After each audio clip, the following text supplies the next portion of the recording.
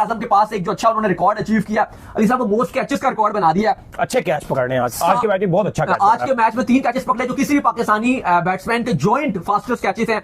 इनके अलावा उमर अकमल ने 3 कैचेस पकड़े हैं, शाहिद आफरीदी ने 3 कैचेस पकड़े हैं, यासिर शाह ने एक ही मैच में 3 कैचेस पकड़े हैं और बाबर आजम ने भी पकड़े। लेकिन अगर आप ओवरऑल कैरियर में देखो तो बाबर आजम पाकिस्तान की तरफ से T20 इंटरनेशनल में सबसे ज्यादा कैचेस लेने वाले खिलाड़ी बन गए। 136 T20 इनिंग्स में 60 कैचेस बाबर आजम ने पकड़े हैं। फखर जमान का रिकॉर्ड तोड़ दिया, जो फखर जमान ने 114 T20 इनिंग्स में 57 कैचेस पकड़े थे। और बाकी अगर आप देखो नहीं, अब बाबर आजम के हवाले से ना काफी ज्यादा कुछ क्रिटिसिज्म भी होता है, कुछ आप कह लो कि उनको सपोर्ट भी किया जाता है। मुझे लगता है कि दोनों तरफ में अगर आप देखो तो झोल मुझे नजर आता है।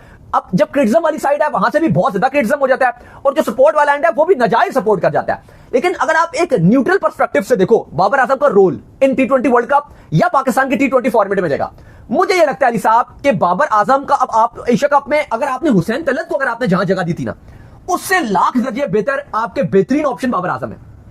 और बाबर आजम ने ये प्रूव भी किया, चाहे साउथ अफ्रीका वाली सीरीज में और इस सीरीज में।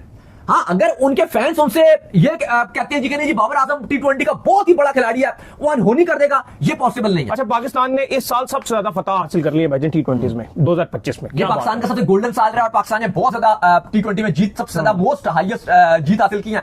मैं अली साहब बाबर आजम की बात कर रहा था, लेकिन बाबर आजम की जो सबसे अच्छी चीज है वो ये है कि जब आपका एक लो स्कोरिंग मैच है जहां पर आपको स्टेबिलिटी चाहिए, अब इस पाकिस्तान की T20 में अगर आप देखो तो आपको उस तरह का स्टेबल बैट्समैन नजर नहीं आता। अगर आप देखो साइम है, हमें पता है चल गए तो चल गए, नहीं तो फारिग। फखर जमान का भी यही है, आगा का भी है, उतनी रिलायबल नहीं चल रहे, बीच में रन बनाते हैं फिर नहीं कर पाते। लेकिन बाबर आजम वो रिलायबिलिटी आपको देते हैं।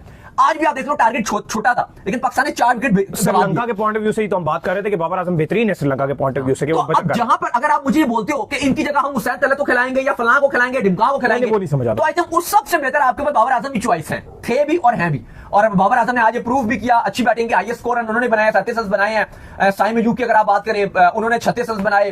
फरहान की बात करें 23 रन उन्होंने बनाए। फखर जमान की बात की जाए वो उतना खास नहीं कर सके।